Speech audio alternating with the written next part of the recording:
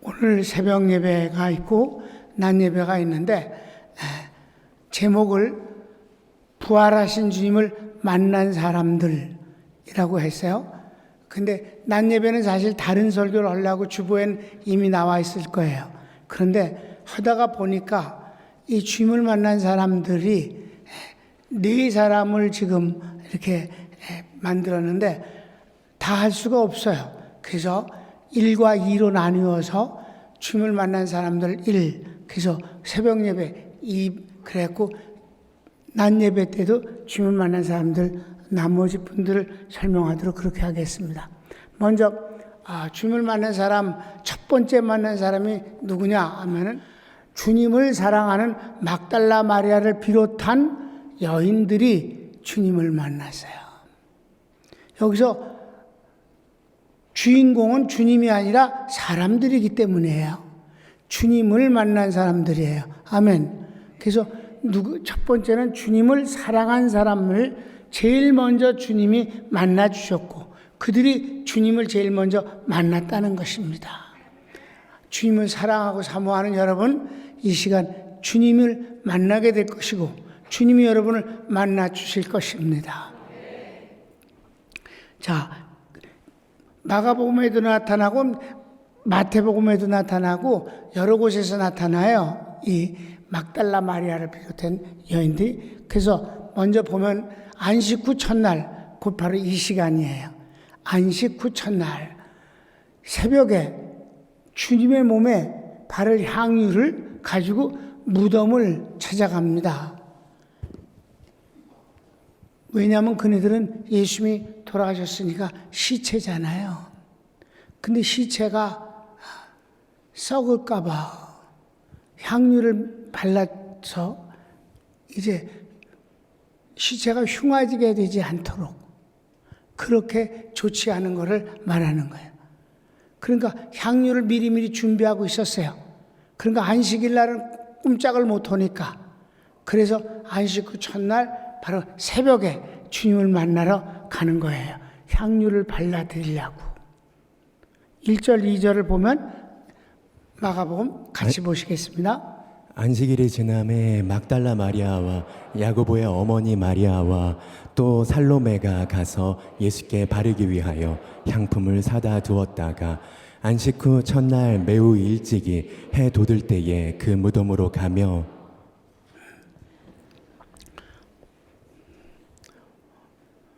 그래요. 그래서 이렇게 향품을 가지고 무덤을 찾아갔어요. 그런데 바로 이 행동이 뭐라고요? 어떤 행동이라고요? 무모한 행동이에요. 왜 무모하냐면 예수님, 유대인들의 무덤은 몇 가지가 있어요. 그래서 그냥 땅에다 묻는 것이 제일 싼 거고, 제일 비싼 무덤이 유대인들은 이스라엘은 전부 화강암이 없고 석회암만 거의 있어요. 석회암이라는 것은 단단하질 않아요. 우리 교회를 지은 게 이게 다 석회암, 이스라엘 석회암입니다. 그래서 이게 뭐 우리나라 기후가 너무 추워서 또 갈라지면 어떡하 그래서 내가 그랬어요. 아니, 아무리 석회암이라도 돌이다. 돌이 얼어서 갈라지냐? 말도 안 되는 소리. 지금까지 끄떡없이 아름답게 다 있잖아요. 그죠?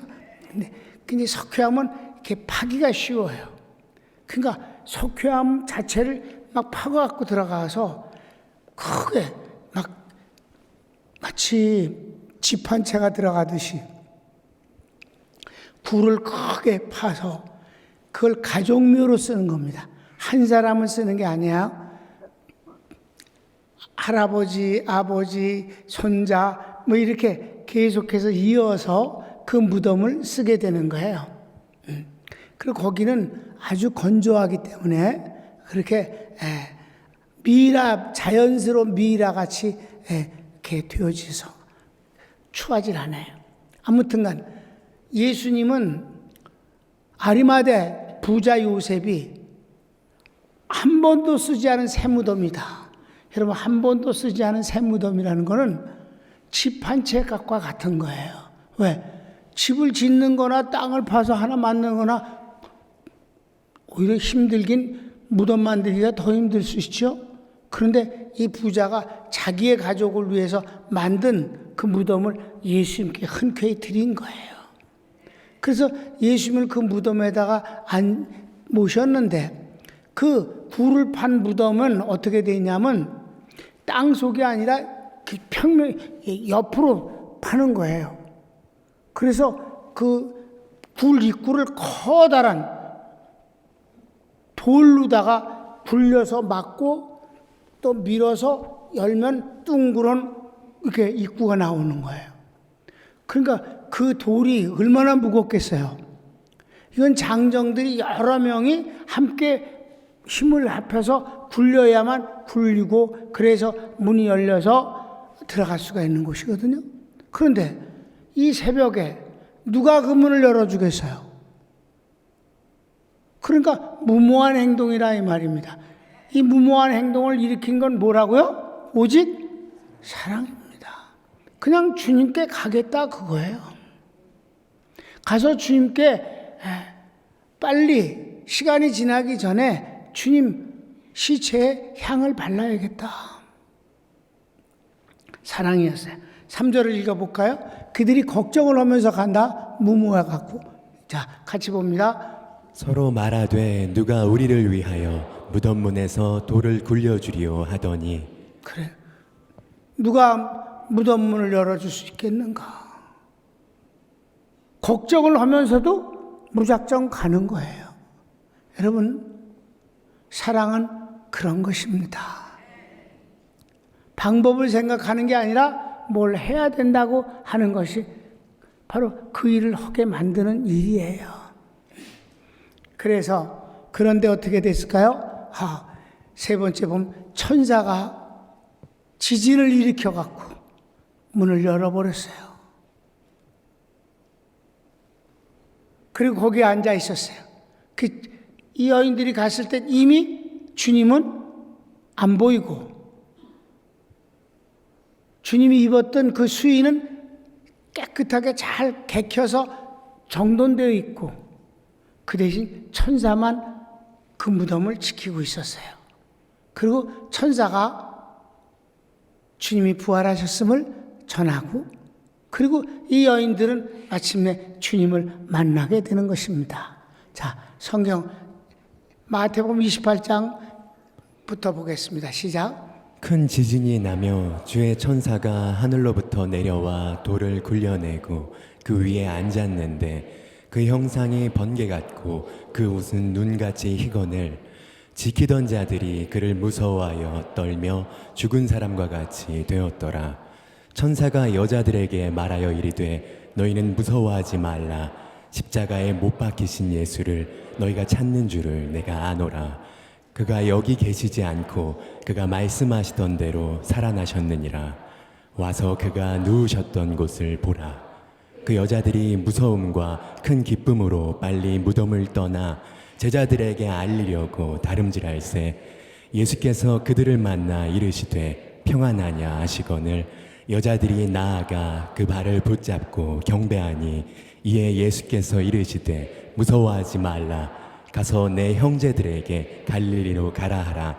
거기서 나를 보리라 하시니라. 아멘. 주님을 사랑한 사람들을 주님은 제일 먼저 만나 주셨습니다. 그래서 이 여인들이 가서 전한 것을 듣고 베드로와 그리고 주님을 사랑하는 사도 요한 그 무덤에 달려가서 그러나 주님을 직접 뵙지는 못했어요. 아무튼 그렇게 되어졌는데 그래도 이 여인들 가운데서도 여러분 제일 먼저 개인적으로 만난 사람이 있어요. 막달라 마리아입니다. 막달라 마리아가 먼저 만나고 그 뒤 여인들이 함께 내려오면서 만난 것입니다. 그러니까 여러분 막달라 마리아 만난 얘기는 내가 마가복음 16장 9절로부터 읽어드릴게요. 예수께서 안식 후 첫날 이른 아침에 살아나신 후 전에 7 귀신을 쫓아내어 주신 막달라 마리아에게 먼저 보이시니 마리아가 가서 예수와 함께 하던 사람들이 슬퍼하며 울고 있는 중에 이 일을 알림해 그렇게 말했다고 그랬어요. 그러니까 막달라 마리아가 개인적으로 제일 먼저 만났다. 이 여인은 누구냐? 귀신 들려서 삶을 포기하고 절망에 있었던 이 여인을 주님이 고쳐주신 바로 그 마리아예요. 그래서 그 은혜를 인하여서 주님을 더 깊이 사랑한 것이죠. 여기서 결론적으로 말해야 될 것을 지금 말합니다. 예수님은 믿는 게 아니에요. 만나는 겁니다. 주님을 만나지 않고 글로, 사상으로, 머리로 믿는다는 건 그거는 관념이에요. 주님을 만나는 것이 곧 믿는 겁니다. 주님을 만나지 않고 믿는다는 말은 그것은 어불성설이에요. 그래서 바울이 그렇게 주님을 핍박하고 반대하고 믿는 사람을 괴롭혔지만 딱 한 번 만나고는 끝이었습니다. 만남이 중요합니다. 두 번째 사람 한번 볼까요? 두 번째 사람은 주님에 대해 잘못 기대한 엠마오로 가는 제자들이 주님을 만나게 됩니다. 이건 아주 마리아들과는 정말 반대쪽에 있는 제자들이에요. 이들은 12제자가 아니라 70인 제자 가운데 들어가는 제자들인데 이들은 예수님의 부활하심을 들었어요 이미. 그런데도 관심이 없었어요. 그리고 예수님의 기대를 하는데 다른 기대를 하는 거죠. 여러분, 예수님에 대해서 세상적으로 기대하고 교회 나오는 사람 많습니다.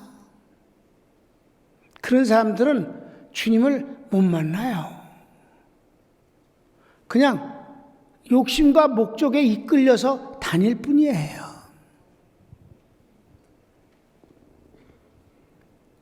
돈이 좀 생기는 그 부분만 교회에 가서 봉사한다면 그거는 불쌍한 거예요.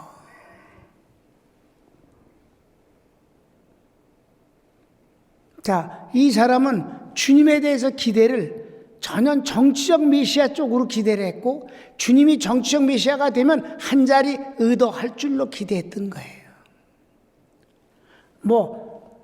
12제자는 아니니까 큰 일은 못해도 그래도 공무원 하나는 해주지 않겠나, 높은 자리 하나 맡겨주지 않겠나, 이런 기대감 때문이었죠.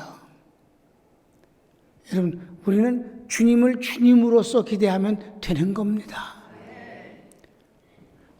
주님을 사랑하고 사모하고 그분이 우리에게 주시는 영적 은혜가 중요한 것이고 그 뒤 그분이 우리에게 축복을 주시면 되는 건데 내가 그분을 통해서 무엇을 어떻게 라는 계산 속에서 되어지는 기대감은 채워질 수가 없는 거예요.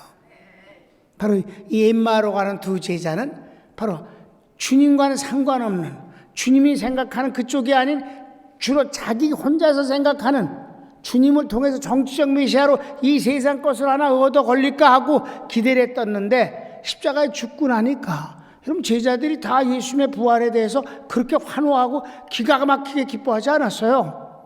왜?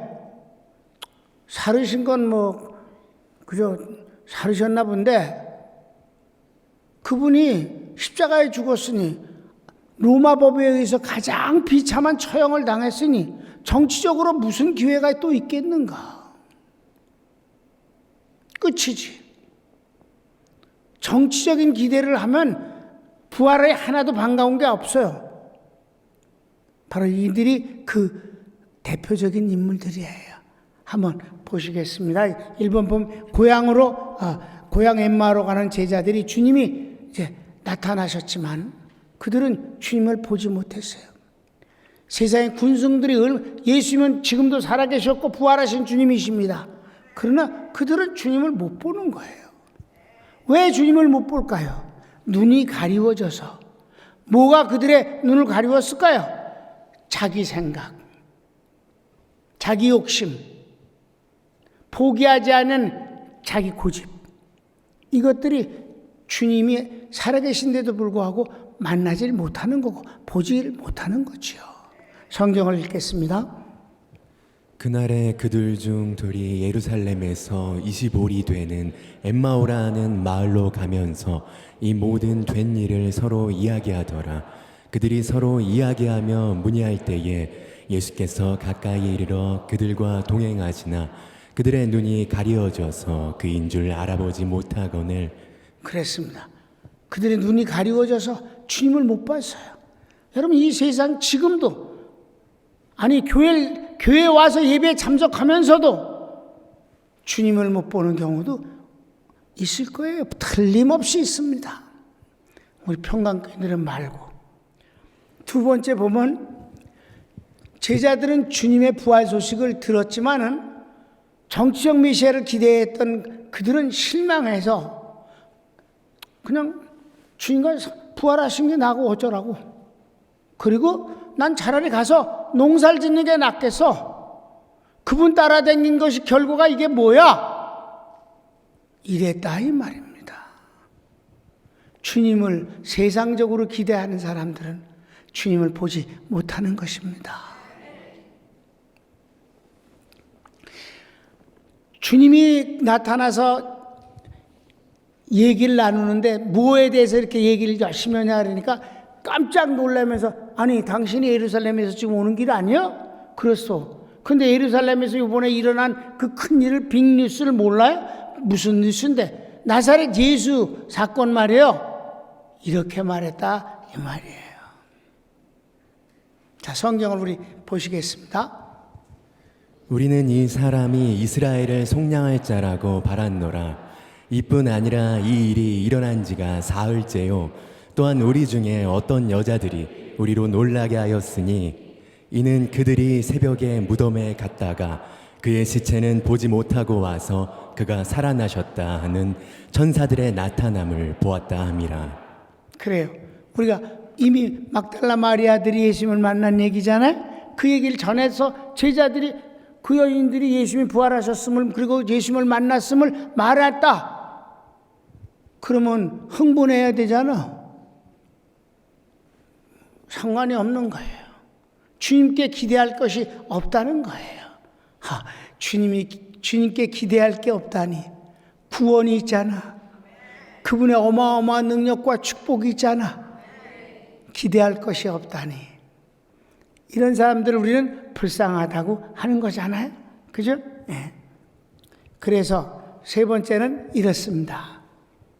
예수님께서 왜 주님이 죽으시고 부활하셔야 하는 그 복음을 25리 길을 걸어가면서 자세하게 설명하는데, 그냥 주님이 나야 나 정신 차려라 이놈들아 이러지 아니하시고 구약의 모든 선지자와 율법의 모든 말씀들을 인용을 하면서 왜 주님이 오셔야 하고, 하나님이신 예수님이 사람 되어 오셔야 되고, 왜 그분이 그 몸으로 우리 죄를 담당하셔서 죽으셔야 하고, 그리고 마침내는 부활하셔서 하나님의 생명을 우리에게 주셔야 되는 이 복음의 내용을 쭉 설명했다 이 말입니다. 그랬더니 제자들이 그때 가슴이 막 뜨거웠다고 그랬어요. 근데 주님이 이미 날이 어두워지기 시작했어요. 이제 저녁이 됐습니다. 주님은 더 갈 것 같다고 그랬습니다. 계속해서 어딘가를 가실 것 같다고 그랬는데, 이 두 사람이 이미 날이 해가 저무는데 어딜 갑니까? 강권에서 우리 집에서 식사하시고 주무시고 내일 아침에 떠나십시오 라고 강권하니 주님이 그 영접을 받아들이셨어요. 그래갖고 그 집에 들어가서 이제 식사를 하실 때, 음식을 축복하시는 순간 그들의 눈이 밝아져서 주님을 보게 된 것입니다. 그러니까 주님을 보는 순간 주님은 또 사라지셨어요. 이들은 그때부터 흥분했습니다. 들었을 때 다 포기하고 농사 지러 가던 그들이 그 밤에 가로등도 없는 바로 그때 종일 걸어온 그 길을 요번에는 달려서 예루살렘에 가서 제자들을 만나 자신들이 만난 부활하신 주님을 소개했다 이 말입니다. 자, 우리 성경을 읽겠습니다. 이르시되 미련하고 선지자들이 말한 모든 것을 마음에 더디 있는 자들이여, 그리스도가 이런 고난을 받고 자기의 영광에 들어가야 할 것이 아니냐 하시고, 이에 모세와 모든 선지자의 글로 시작하여 모든 성경에 쓴 바 자기에 관한 것을 자세히 설명하시니라. 그들과 함께 음식 잡수실 때에 떡을 가지사 축사하시고 떼어 그들에게 주시니 그들의 눈이 밝아져 그인 줄 알아보더니 예수는 그들에게 보이지 아니하시는지라. 그들이 서로 말하되 길에서 우리에게 말씀하시고 우리에게 성경을 풀어주실 때에 우리 속에서 마음이 뜨겁지 아니하더냐 하고, 곧 그때로 일어나 예루살렘에 돌아가 보니 11 제자 및 그들과 함께한 자들이 모여 있어 말하기를 주께서 과연 살아나시고 시몬에게 보이셨다 하는지라. 두 사람도 길에서 된 일과 예수께서 떡을 떼심으로 자기들에게 알려주신 것을 말하더라. 아멘. 바로 이 엠마오로 가는 두 제자의 경우가 바로 오늘을 사는 우리들의 경우라고 난 생각해요. 왜냐하면 그 엠마오로 가는 두 제자가 주님을 만나게 된 경위를 보면 그들은 말씀을 통해서 자세히 배움으로 말미암아 마침내 주님을 만나고 보게 됐다는 사실입니다. 그러니까 복음이 전해져야 되는 거예요. 교훈이 아니라 예수님의 죽으심과 부활하심, 성령님의 오심에 이 복음을 전하게 되면 성령님께서 말씀을 통해 부활하신 주님을 만나게 해주시는 것입니다. 이것은 계속 반복적으로 되어지는 것으로서 예수님이 어떤 분이신가는 수도 없이 성경에 기록되어 있으니까 이런 하나님을 만나고 이런 주님을 만나고 어떤 땐 위로의 주님을, 어떤 땐 능력의 주님을, 어떤 땐 치료의 주님을, 어떤 땐 지혜의 주님을 수도 없이 반복해서 만날 수 있다는 것이에요. 그래서 엠마오로 가는 두 제자가 우리가 그 말씀을 들을 때 마음이 뜨겁지 아니하였더냐라고 회고하고 있는 것입니다. 복음적인 교회, 복음이 전파되어지는 교회, 그래서 주님을 반복적으로 만날 수 있는 교회가 중요합니다. 여러분, 우리 평강교회는 어떠냐 그랬을 때 제일 먼저 쓴 게 뭐예요? 살아계신 하나님을 만나는 교회다. 살아계신 하나님은 부활하신 주님이십니다. 부활하신 주님을 만나는 게 신앙생활의 첫걸음이며 첫 장면이 되어야 하는 것입니다. 주님을 만나지 못한 채 수십 년을 교회나 다니면 그것처럼 딱한 일은 없을 것입니다. 목사님은 그 입으로 주님의 모든 것을 다 알려주는 게 아니라 주님을 만나게 소개해주는 사람이었다. 성도가 주님을 만나면 더 이상 길게 얘기할 것이 없습니다. 왜? 성도와 주님 사이에서 그 일은 앞으로 계속 이어져 나가기 때문이었다. 손을 모을까요?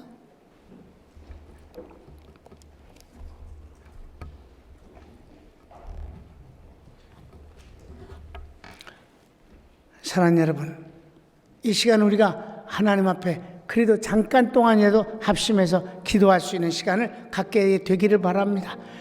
내가 만난 주님, 반복해서 주님을 만나길 원하며 이 만남에 놀라운 기적과 은혜가 추억이 되지 않게 도와주시고 살아계신 주님을 오늘도 만나고 내일도 만나고 맨 마지막 때 주님이 재림하실 때 만날 때 그 만남이 어색하지 않기를 바라며 반갑고 기쁘고 황홀하기를 원합니다.